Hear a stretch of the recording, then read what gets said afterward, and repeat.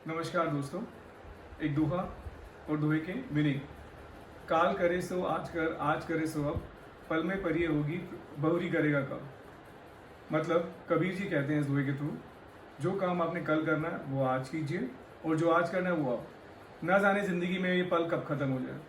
इसका हमारी लाइफ में बड़ा अच्छा सटीक रूल जाता है जो कहता है, और मान लीजिए कोई आपके एग्जाम्स आने वाले हैं, हमें पता होता है कि एग्जाम्स की डेट्स या कुछ भी उसके महीना हमें पता होता है आने वाला होगा, लेकिन जैसे ही हम लोग कोर्स के लिए उसकी स्टडी के लिए जाते हैं तो हम लोग उसको लिंगर करते रहते हैं, बढ़ाते रहते हैं, स्ट्रेच करते रहते हैं, जिससे कि लास्ट के टाइम में हमारे पास एक बर्डन बन जाता है और वो बर्डन फिर हमारे को लास्ट में ना तो पढ़ने देता है ना ही एग्जाम में स्कोरिंग करने देता है। तो इसलिए अगर हम उसी कोर्स को समय रहते टाइम से पूरा करते चलें तो हमारा कोर्स का टाइम भी बचेगा और हमें उसको लर्न करने के लिए आगे जाके एक अच्छा टाइम मिलेगा। नमस्कार। नमस्कार दोस्तों।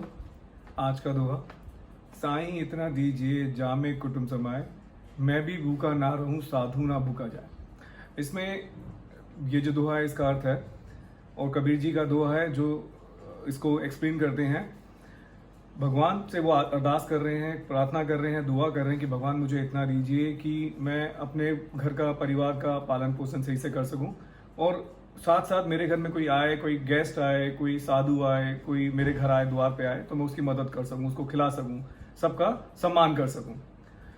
इसको हम अपनी जिंदगी के उदाहरण के साथ जोड़ सकते हैं और एक अच्छा उदाहरण जिंदगी में बना सकते हैं इसके साथ, कि हम परमेश्वर से, परमात्मा से हाथ जोड़ के विनती करते हैं, उनसे रिक्वेस्ट करते हैं कि प्रभु मुझको इतना दीजिए कि जिससे मेरा घर का पूरा हो, मेरे अड़ोसी पड़ोस, मेरे आसपास का एक सम्मान कर सकें, जिसमें हम लोग अच्छे से रह सकें, परिवार चला सकें, और जो कभी कोई मेरे से हेल्प के लिए आए या मेरे द्वार पे आए, कोई मेरे से हेल्प करने के लिए, मांगने के लिए आए, तो मैं उसकी हेल्प पूरी कर सकूं, हम सारे खुश रह सकें और एक अच्छी सी बैलेंसिंग लाइफ चला सकें।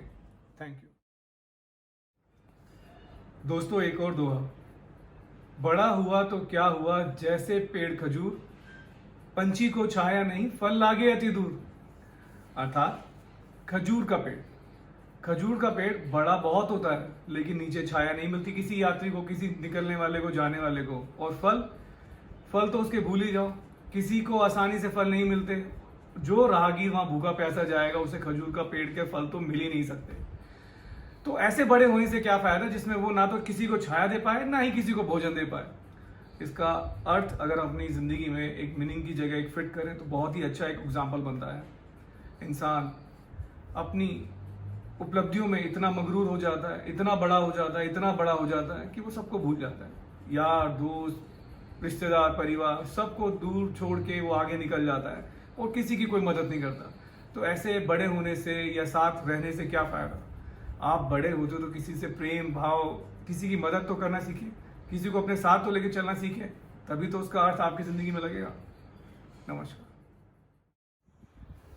एक और दोहा, बुरा जो देखन मैं चला, बुरा ना मिलिया कोई, जो दिल खोजा आप ना मुझसे बुरा ना कोई।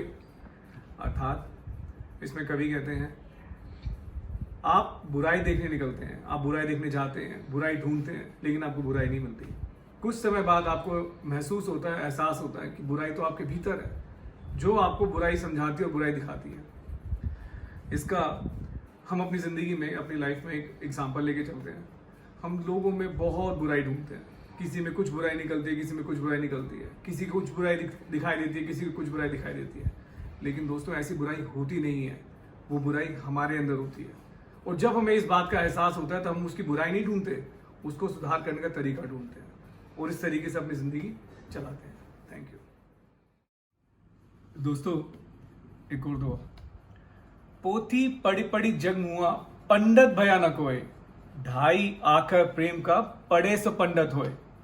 बड़ी बड़ी पुस्तकें पढ़कर संसार में कितने लोग मृत्यु के द्वार तक पहुंचे, कितने ही लोगों ने पूरा ज्ञान बटोरा पुस्तकों से, लेकिन कभी भी विद्वान नहीं बन सके। विद्वान होने के लिए पुस्तकों का ज्ञान सागर ही बटोरना नहीं होता। कवि ने कहा है, ढाई आखर प्रेम का पढ़े तो पंडित होए। अगर आप एक मनुष्य ढाई अक्षर प्रेम का ही पढ़ ले, प्यार का पढ़ ले, तो ही वो महान हो जाता है। एग्जाम्पल के तौर पर अगर हम जिंदगी में देखा जाए आज हम कितने भी बड़े हो जाएं, कितने भी छोटे हो, कोई भी काम किसी से करवाना हो, देना हो, व्यापार करना हो, ज्ञान लेना हो, ज्ञान देना हो, हालांकि किसी भी दो जनों के बीच में कोई भी संबंध एक प्यार के डोर पे ही खड़ा होता है और उसी को लेके जाता है। यही प्यार का डोर आपको उससे एक अच्छा काम करवा सकता है और आप उससे एक बड़ा ही महत्व क्या काम कर सकते हैं, अपनी महत्वाकांक्षा पूर्ण कर सकते हैं प्यार के बेस पे। लेकिन अगर आप लड़ाई के उस पर करना चाहें तो एक गिलास पानी भी आप उससे मंगा के नहीं पी सकते। थैंक यू दोस्तों। एक और दोहा, लाली मेरे लाल की जिद देखूं तित लाल, लाली देखन मैं गई मैं भी हो गई लाल। कबीर दास जी अपने ईश्वर के ज्ञान का प्रकाश डालते हैं इसमें और वो कहते हैं भक्ति ही सारा संसार है। आप घर से बाहर निकलते हैं भगवान को ढूंढने के लिए, ईश्वर को देखने के लिए, आपको हर जगह भगवान दिखाई देते हैं, हर जगह ईश्वर और हरि के दर्शन होते हैं। आपको छोटे कण, जीव जंतु, हर चीज में आपको भगवान दिखाई देते हैं और फिर खुद के भीतर भी आप भगवान देखने लगते हैं, क्योंकि एक विश्वास प्रकट हो जाता है, एक मन के भीतर से एक विश्वास आ जाता है जिसमें आपको भगवान हर रूप में अपने अंदर तक दिखाई देते हैं। इसका अगर हम उदाहरण अपनी जीवन शैली में लेके चलें, अपने जीवन शैली के कार्यों में लेके चलें, तो हमें भगवान को ढूंढने के लिए कहीं जाने की जरूरत नहीं है। अपने भीतर, अपने आस पड़ोस, अपने लोगों में, अपने छोटों में बड़ों में ईश्वर का देखेंगे, आप वास देखेंगे ईश्वर का, और उनसे प्यार से अगर आप थोड़ा सा विनम्र होकर उनसे बात करेंगे, आप देखिए आपको वो किस तरीके से खुशी और आपके अंदर ईश्वर के होने का प्रकट करते हैं। थैंक यू दोस्तों। एक और दोहा, आए हैं तो जाएंगे राजा रंग फकीर, एक सिंहासन चढ़ चले एक बंधे जंजीर। कबीर जी का दोहा है, इस माध्यम से वो कहना चाहते हैं आए हैं तो जाएंगे, जो आया है वो जाएगा। राजा रंग फकीर, वो चाहे राजा हो, रंग यानी गुलाम हो, फकीर या किसी की भक्ति में लीन हो। एक सिंहासन चढ़ चले एक बंधे जंजीर, चाहे वो मनुष्य किसी भी देश का राजा बनके या फिर गुलामी में जाके मृत्यु के द्वार पे जाए, लेकिन वो मृत्यु के द्वार पे जाएगा।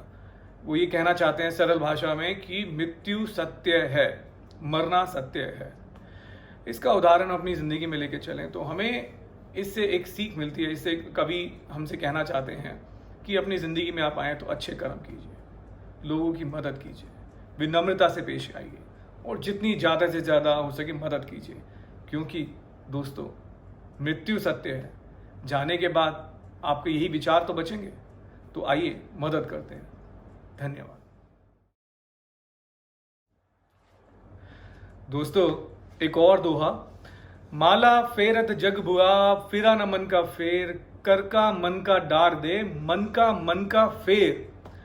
कबीर दास जी का दोहा है और वो इस माध्यम से कहना चाहते हैं माला फेरत जुग भया, पूरा संसार माला जपता है, फिरा न मन का फेर, लेकिन मन का मैल नहीं जाता, क्योंकि माला फेरने से तो मन का मैल नहीं जाता ना, भक्ति में लगे हुए हैं।